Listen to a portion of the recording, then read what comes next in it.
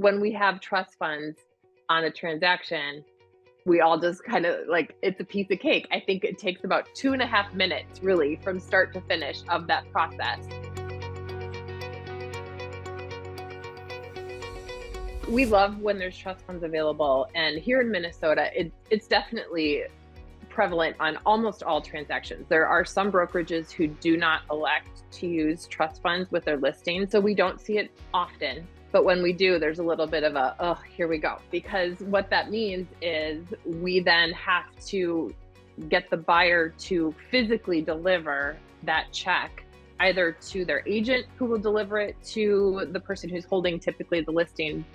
The brokerage is going to hold those funds, or we need to get the buyer to physically direct. In the last couple of years, we've seen so many out-of-state buyers.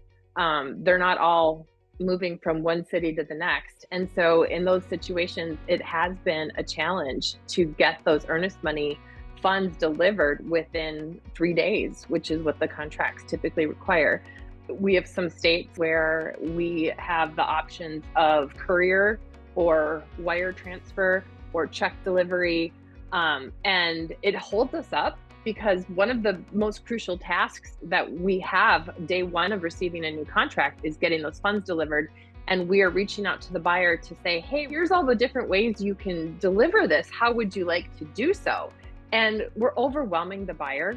And we're putting them in a situation where now they're left to make a decision about, am I going to deliver this check? Am I going to set it out on my doorstep for a courier to come pick up? And we're literally instructing them, you can hide it under your flower pot, or you could put it under your mat, and then the courier is going to come and grab it.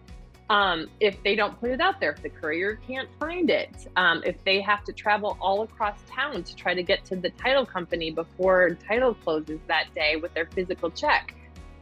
If they are younger buyers and they don't have checks, all these things then put the contract in jeopardy. It is incredibly inefficient. And really there's so much room for error that it leaves us as a transaction manager or an agent really having to be incredibly hands-on with those buyers. So when we have trust funds on a transaction, we all just kind of like, it's a piece of cake.